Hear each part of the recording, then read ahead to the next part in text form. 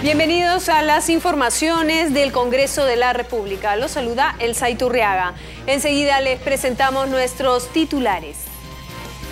Comisión Permanente del Congreso aprobó denunciar constitucionalmente al exministro de Economía y Finanzas, Luis Carranza Ugarte, por incumplir la ley de reestructuración de la deuda agraria.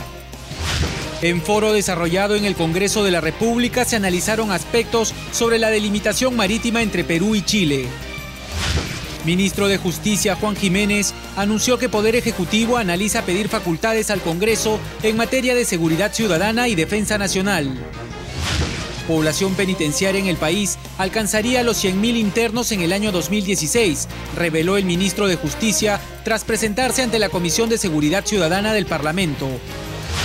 10 millones de hectáreas de cultivos se incorporarían al agro nacional tras aprobación de proyectos de ley para declarar de interés y necesidad nacional la construcción de presas en diversas zonas del país. Plantean la eliminación del voto preferencial en grupo de trabajo de reforma integral de la ley de partidos políticos. La Comisión Permanente del Congreso aprobó por mayoría denunciar constitucionalmente al exministro de Economía y Finanzas, Luis Carranza Ugarte, por incumplir la aplicación de la Ley 19.264 que disponía la reestructuración de la deuda agraria en favor de los productores del sector. La Comisión Permanente del Congreso desestimó por mayoría el archivamiento del informe de la denuncia constitucional contra el exministro de Economía y Finanzas, Luis Carranza, y el extitular de Agricultura, Carlos Leitón, por la supuesta comisión de delito de omisión, rehusamiento y demora de actos funcionales al negarse a cumplir la ley de reestructuración de la deuda agraria con la entrega o transferencia de los recursos correspondientes al saldo de los bonos para los agricultores. En ese sentido, se acordó la elaboración del informe acusatorio. Si el señor ministro de Economía no estaba de acuerdo con la ley porque carecía de recursos, debieron observar la ley. Si el señor ministro de Economía no estaba de acuerdo porque esa ley contenía una iniciativa de gasto de la cual carecen los parlamentarios, debieron observar la ley. Pero si no observan la ley y esta entra en vigor, el ministro la tiene que cumplir. Si bien las leyes están dadas para ser cumplidas, esta contenía limitaciones fácticas que hacían inviable ejecutar su mandato, ya que no contaba con el financiamiento de los recursos económicos que la ley disponía para repotenciar el agrobanco, situación que se encontraba fuera de lo que es el marco legal, que el marco legal le permitía realizar al ministro denunciado. Asimismo, en dicha situación fue solucionada posteriormente con la dación del decreto de urgencia número 009-2010 del 11 de febrero del 2010, momento en que el Estado disponía con los recursos necesarios para dicho financiamiento. En tales razones, el ministro denunciado no había infringido los artículos constitucionales que se le imputan. Asimismo, se aprobó ampliar por 7 días el plazo para la admisibilidad a trámite de investigación la denuncia constitucional contra el congresista Yude Simón Munaro por presunto interés por intervenir en un proceso judicial directamente relacionado con la Junta de Propietarios del Mercado Modelo de Chiclayo. La queja fue presentada por Alipio Vázquez Hoyo, presidente de referido centro de abasto. Diciendo que cualquier persona, cualquier ciudadano, cualquier político, cualquier gente de cualquier partido le hace una trampa, le presenta una denuncia y bueno, ¿y qué viene? Ni siquiera se ha investigado, señora Luz Salgado, ni siquiera se ha investigado si el denunciante está inscrito en registros públicos o no. Pero por supuesto, pero mientras tanto, ¿no es cierto? Mientras tanto lo mediático es eso. Y esto es un castigo político. De otro lado, la Comisión Permanente declaró improcedente de acusación constitucional 17 informes de calificación de la Subcomisión de Acusaciones Constitucionales. En foro organizado por la congresista Natalie Condori, se analizaron diversos aspectos referidos a la delimitación marítima entre Perú y Chile. El evento, que se desarrolló en la sala Miguel Grau del Palacio Legislativo, reunió a diversos especialistas. con la finalidad de contribuir de manera cultural y académica sobre el contencioso jurídico entre Perú y Chile ante la Corte Internacional de Justicia de La Haya. La congresista Natalie Condori desarrolló el foro de delimitación marítima entre ambos países. Señaló que la labor del Congreso será importante luego del fallo que se emitirá en el año 2013. ¿Qué escenario nos podríamos plantear después del fallo de la Corte de La Haya? El cumplimiento y sin reparos del fallo, o que el fallo no se cumpla. Es necesario colocarse en dichas circunstancias, y ese es el rol que también compete al Congreso de la República, el estar atentos y en vigilante expectativa al seguimiento del fallo de la Corte, y así contribuir a la construcción de un escenario positivo. El 16 de enero de 2008, nuestro país presentó la demanda debido a que Chile se negó a negociar un tratado de límites marítimos.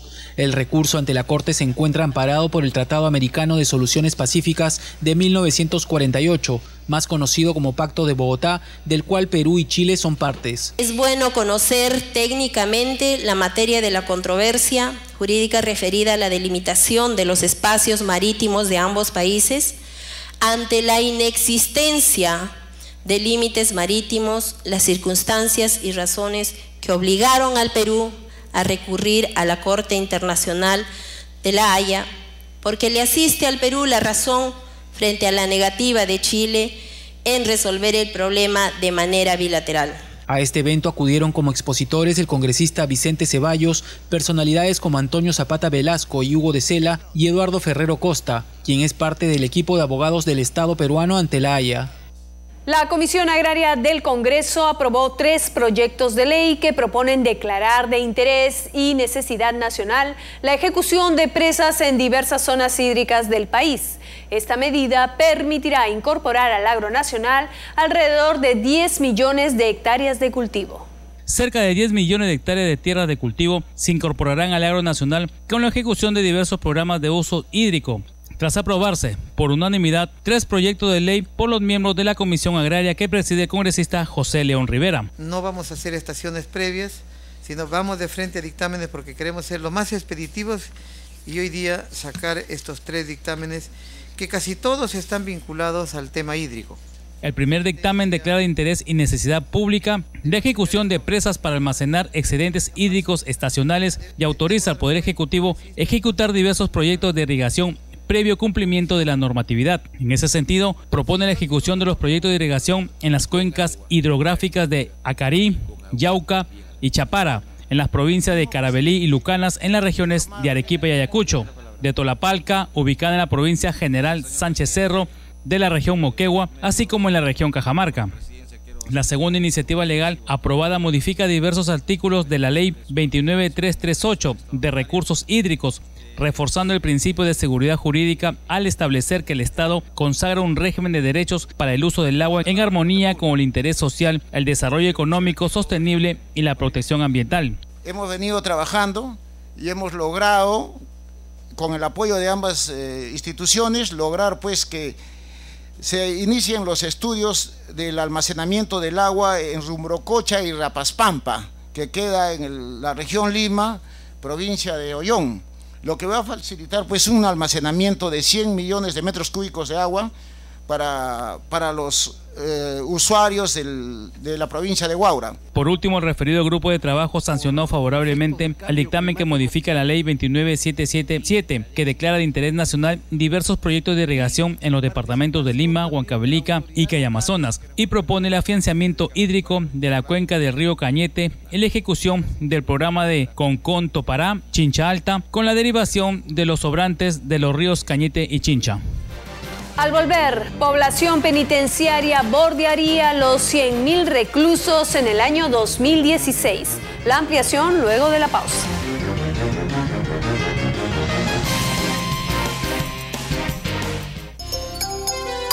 Usted está viendo Congreso de la República, Televisión, un canal para todos. Nuestra tierra, majestuosa por sus paisajes, rica en recursos naturales, necesita de nuestro compromiso. Nuestro medio ambiente debe ser conservado. Por ello, el Congreso de la República, de la mano del Comité de Damas, viene realizando la campaña Ecoeficiencia, un proyecto destinado a conservar el medio ambiente a través del reciclaje de desechos como plástico, vidrio y papel. Ayúdanos a ayudar y llevemos obra y esperanza a quienes más lo necesitan. Selecciona tus desechos y únete a esta gran campaña. El Congreso abre sus puertas al Perú.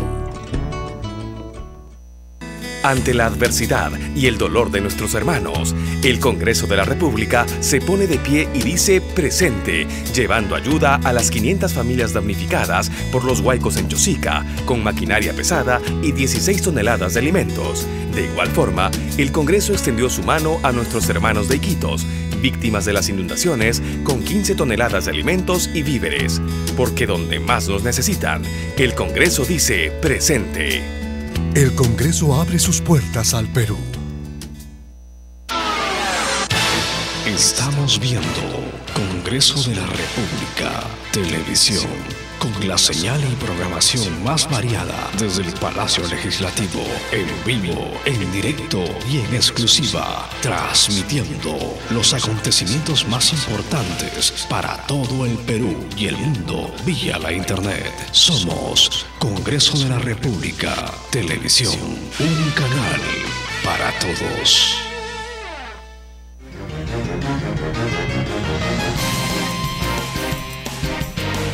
Para el año 2016, la población penitenciaria estaría bordeando los 100.000 presos.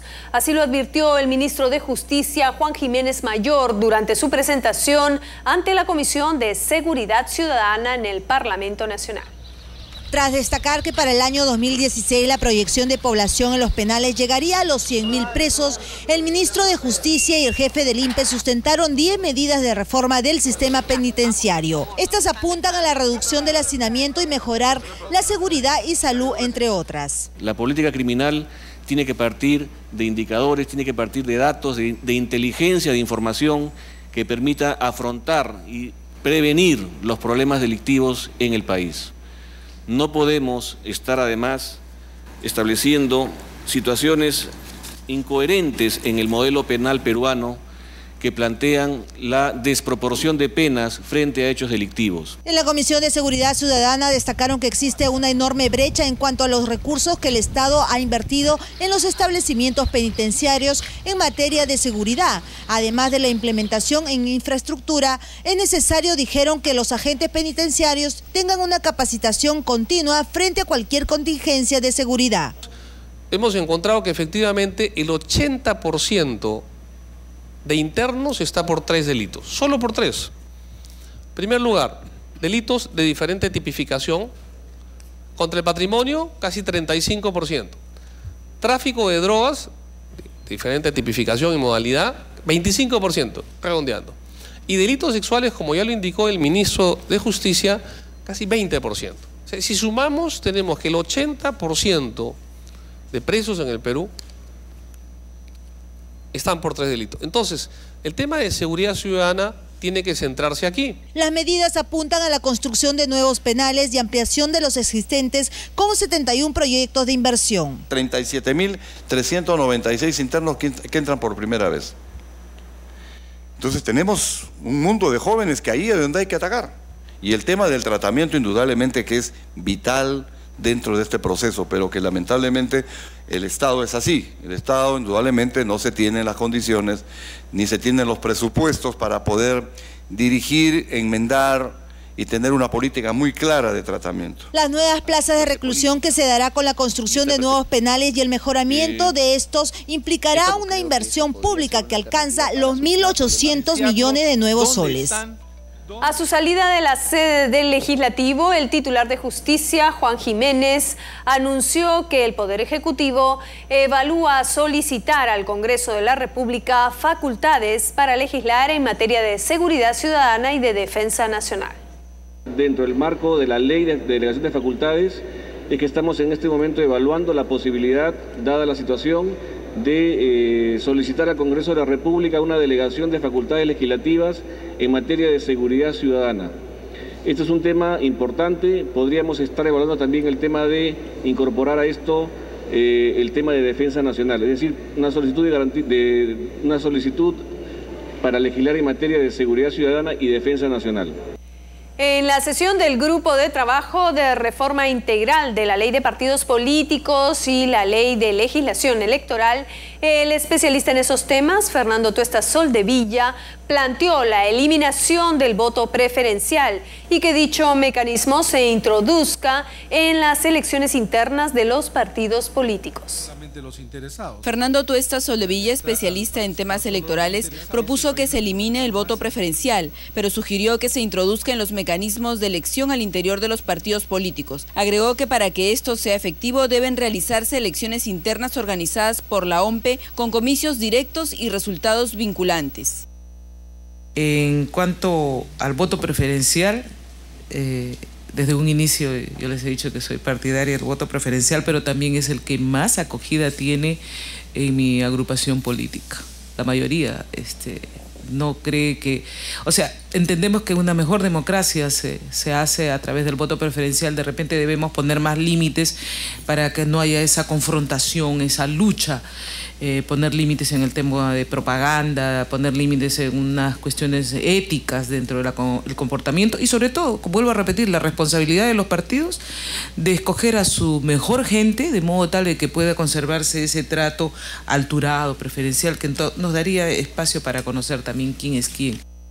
Yo siempre he sostenido que con todos los defectos, si soy enemigo del voto preferencial, uno de los argumentos que he esgrimido en contra de él es que es un sistema que los menos son los que lo han utilizado. O sea, del total del universo de electores, quienes ejercitan el voto preferencial son los menos.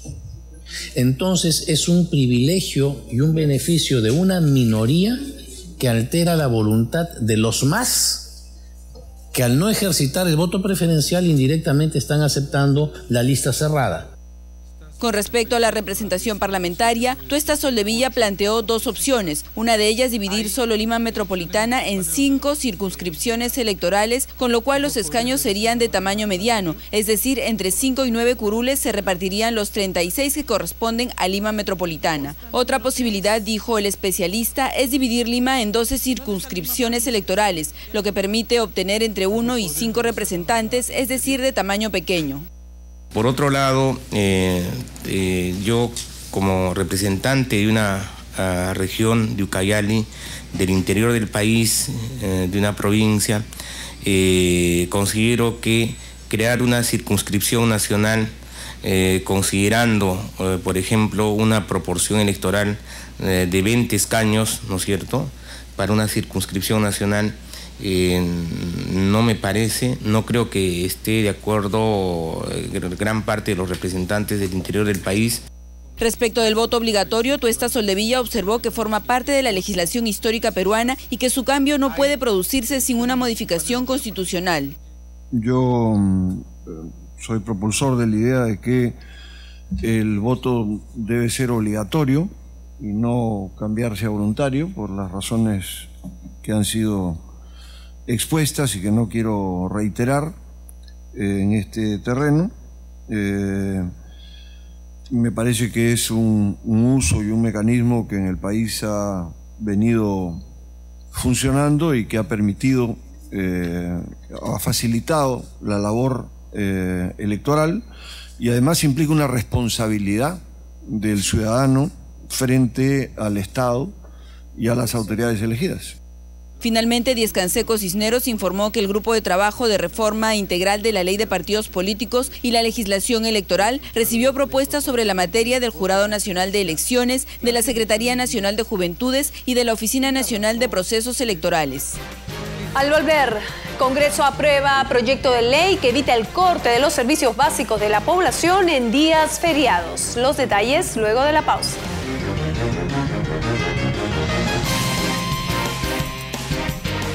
Únete a la gran señal del Congreso de la República Televisión. Mantente informado a través de nuestras transmisiones en vivo y variada programación por el canal 56 de Movistar TV, Claro TV y Vest Cable, con una señal a nivel nacional e internacional vía internet a través de nuestro canal web y radio web, y desde tu celular vía internet móvil. Con presencia en las redes sociales, interactuando con peruanos de todo el planeta mediante nuestro Facebook, Twitter y YouTube. Porque hoy transmitimos la voz de todos los peruanos. Congreso de la República Televisión, un canal para todos. El Congreso abre sus puertas al Perú.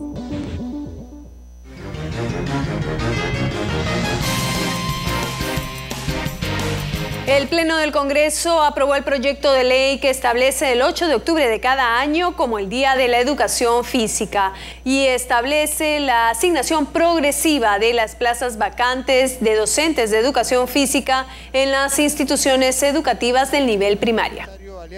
Un proyecto de ley que dispone la asignación progresiva de las plazas vacantes de docentes de educación física en las instituciones educativas del nivel primaria y establece el 8 de octubre de cada año como el Día de la Educación Física fue aprobado por el Pleno del Congreso. También a propuesta del presidente del Parlamento, Daniel Abugataz, se acordó que los gobiernos regionales y locales destinen el 5% de los recursos por canon y sobrecanon para financiar las plazas de docentes de educación física. Los que no cuenten con esos aportes podrán utilizar el mismo porcentaje de los presupuestos asignados a bienes y servicios. Un punto adicional, que no podemos seguir teniendo una educación física de 1920. La educación física ha evolucionado a nivel mundial y tiene estándares internacionales y tiene horarios internacionales. No se puede decir que un niño con 2 horas a la semana se va a desarrollar físicamente. Olvidémonos por un momento del deporte. Decidimos que el deporte no nos interesa en el Perú. Pensemos en la salud de la población. Y en ese sentido tenemos que llegar a estándares internacionales en términos de horarios y metodología de enseñanza de la educación física. A ese apoyo y destacando la iniciativa de la congresista nacionalista Zenaida Uribe, se sumaron los legisladores de las diferentes bancadas. Sabemos que cuando llega el momento de educación física se da una pelota de vóley a las chicas y una de fútbol a los chicos y vayan a jugar. No es lo que queremos. Mucho tiempo y son muchos años que nos quejamos que no tenemos buenos deportistas bien preparados. Bueno, esta es una de las razones y motivos por el cual estamos impulsando este proyecto tan importante para la formación de los niños en cuanto a valores, de movimientos y la importancia que tiene el deporte. De otro lado, la representación nacional aprobó por unanimidad la ley que implementa medidas destinadas a fijar una escala base para el otorgamiento del incentivo laboral que se otorga a través de los comités de administración del Fondo de Asistencia y Estímulo CAFAE, a que se refiere la Ley de Presupuesto del Sector Público para el año fiscal 2012. El texto aprobado alcanza al personal del Gobierno Nacional y de los gobiernos regionales bajo el régimen del Decreto Legislativo 276. Los conceptos de incentivos económicos están referidos a movilidad, asistencia nutricional, responsabilidad directa, apoyo alimentario, entre otros. 69.250 plazas que representan el 60.9% del total reciben un incentivo del CAFAE que va entre los 0 soles hasta los 100 nuevos soles. 42.000 plazas que representan el 37% reciben un incentivo entre 101 soles hasta 3.000 nuevos soles. Y finalmente hay un 1.9% que el incentivo supera los 3.000 nuevos soles. La titular de la Comisión de Presupuesto, Marisol Espinosa, informó que más de 113.000 trabajadores administrativos del Decreto Legislativo 276 reciben incentivos a través del CAFAE, los cuales han sido entregados de manera desigual. Con ocasión de la celebración por el Día de la Madre, el Comité de Damas del Congreso de la República, que preside Jimena Abugataz, entregó diversos presentes a las dirigentes de los clubes de madres y representantes de las organizaciones sociales de los populosos distritos de Comas, Independencia, Los Olivos y Ventanilla. El Comité de Damas del Congreso de la República, que preside Jimena Abugataz, entregó regalos a dirigentes de los clubes de madres y representantes de organizaciones sociales de los populosos distritos de Comas, Independencia, Los Olivos y Ventanilla por el Día de la Madre. Bueno, por el Día de la Madre hemos hecho una entrega a diversos asentamientos humanos, hemos hecho entrega de sábanas y de sandalias para que puedan ser rifadas. El Día de la Madre les daría el mensaje que tengan un día muy feliz, que sigan luchando día a día por sus hijos y que sigan trabajando, ¿no? Agradezco bastante a la presidenta del Comité de Damas por habernos dado este presente que lo vamos a llevar a nuestra organización para así poder sortear con todas las madres que están asociadas a nuestra organización, porque nosotros tenemos más de 3.200 madres a nivel de distrito de Comas. Las representantes de estas organizaciones de base se mostraron agradecidas por los presentes otorgados por el Comité de Damas y destacaron el permanente apoyo que les brinda dicho colectivo, que está integrado por las esposas de los legisladores y que viene realizando un sinnúmero de actividades en Lima y provincias. El reconocido constitucionalista Alberto Borea Odría manifestó que el proyecto de ley que plantea sancionar la figura del transfugismo debería ser materia de un amplio debate, no solo en el seno del Congreso de la República, sino también a nivel académico en todo el país. Tomar las cosas con bastante análisis, porque yo he cambiado de partido. Yo he cambiado de partido 2 veces, diría yo, sólidamente, radicalmente. ¿Pero estando en el Congreso? Lugar, no, estando fuera del Congreso, ¿no es verdad? Pero he cambiado de partido. ¿Por qué he cambiado de partido? Porque yo consideré que la línea que en ese momento estaba siguiendo lo que era mi partido se había apartado de los principios que a mí me dijeron que se defendían cuando yo me inscribí en ese partido. Entonces, ¿quién juzga eso? ¿Quién juzga eso? En segundo lugar, digamos, ¿quién determina si efectivamente un partido que prometió a la ciudadanía A, B y C, después termina siendo X, Y y Z? Entonces, ¿tú a quién vas a sacar? ¿Al que se apartó de la promesa al público o al que se apartó, digamos, del partido por no cumplir con sus lineamientos? Entonces, esto tiene que analizarse, es una materia del derecho constitucional, por eso se establece que no hay mandato imperativo. Esa es una de las características del mandato parlamentario. Ahora, yo sí creo, y creo que habría que revisar esa situación, que si un parlamentario sale electo por un partido y se quiere apartar del partido, debería de, digamos, dejar su curul, incluso cuando él estimase que el partido se ha alejado de los postulados por los cuales fue elegido, y eventualmente comenzar nuevamente su batalla desde la sociedad, ¿no? Eso podría ser una solución. Pero decir, es abandonar el Congreso y que entre el accesitario. Que entre el accesitario. Tiene que haber un amplio debate y tiene que haber un debate académico de calidad. Es decir, no solamente impulsos partidarios, sino fundamentalmente concepciones jurídico-políticas de quienes conocen las instituciones, saben cómo funcionan esas instituciones y efectivamente pueden darle al país la tranquilidad de que vamos a tener un Congreso que efectivamente represente, ¿no? Y que represente, ojalá, cada día con más calidad. Ahora les presentamos lo último de la información parlamentaria. Miles de pobladores se movilizaron por diversas calles de Lima en la denominada Marcha por la Paz, en rechazo a la violencia narcoterroristas que en las últimas semanas ha provocado la muerte de alrededor 8 efectivos militares y policiales en la provincia de La Convención, en el Cusco y en la zona del Brae. En la movilización, los ciudadanos provenientes de diversos puntos de la capital pronunciaron lemas en favor de las Fuerzas Armadas y la Policía Nacional, al mismo tiempo que demandaron la unión de todos los peruanos para hacer frente a este flagelo. La Marcha por la Paz se congregó en el frente del Congreso de la República, donde expresaron su apoyo y respaldo a las acciones que viene implementando el gobierno en la lucha contra el narcoterrorismo. El presidente del Congreso, Daniel Abugataz, desde un estrado levantado en la avenida Bancay, se dirigió a la movilización y señaló que el narcoterrorismo será derrotado. Criticó a los gobiernos pasados por las pocas acciones que ejecutaron para hacer frente a estos enemigos del país y los actos de corrupción que se cometieron en perjuicio de las Fuerzas Armadas y la Policía Nacional. Venimos a decir no al terrorismo, venimos a decir no a la violencia, venimos a decir no al narcotráfico. Lo que tenemos que tener claro es que el presidente Ollanta, liderando el país como lo viene liderando, ha iniciado una lucha frontal contra el narcotráfico y contra el terrorismo. Iniciar esa lucha frontal ha significado que se diga no a una situación de complacencia, a una situación de complicidad que se ha vivido en los últimos 5 años, donde el narcotráfico y el terrorismo estaban a una orilla del río, y las fuerzas del orden que estaban a la otra orilla del río, y donde no se hacían absolutamente nada. De vez en cuando una pequeña escaramuza para disimular que se estaba haciendo algo en la lucha contra el terror, y de esa manera poder dedicarse a robar los recursos del Estado, diciendo que eran para destinarlos al BRAC. ¿Comprando qué?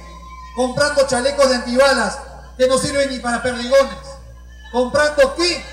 Comprando raciones de alimentos podridas. Eso es lo que nos dejó el gobierno aprista. Y eso es lo que este gobierno está luchando y contra lo que ha tenido que enfrentarse.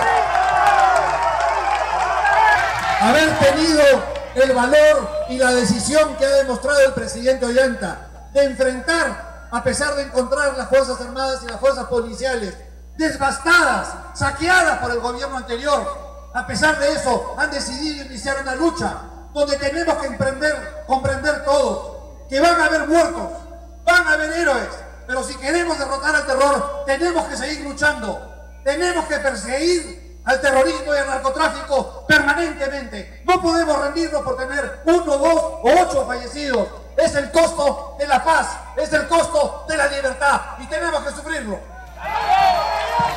Esto fue todo por hoy. Si usted desea obtener más información, puede acceder al portal www.congreso.gov.p. Los dejo con los titulares. Conmigo será hasta otra oportunidad. Comisión Permanente del Congreso aprobó denunciar constitucionalmente al exministro de Economía y Finanzas, Luis Carranza Ugarte, por incumplir la ley de reestructuración de la deuda agraria. En foro desarrollado en el Congreso de la República se analizaron aspectos sobre la delimitación marítima entre Perú y Chile. Ministro de Justicia Juan Jiménez anunció que Poder Ejecutivo analiza pedir facultades al Congreso en materia de seguridad ciudadana y defensa nacional. Población penitenciaria en el país alcanzaría los 100.000 internos en el año 2016, reveló el ministro de Justicia tras presentarse ante la Comisión de Seguridad Ciudadana del Parlamento. 10 millones de hectáreas de cultivos se incorporarían al agro nacional tras aprobación de proyectos de ley para declarar de interés y necesidad nacional la construcción de presas en diversas zonas del país. Plantean la eliminación del voto preferencial en grupo de trabajo de reforma integral de la ley de partidos políticos.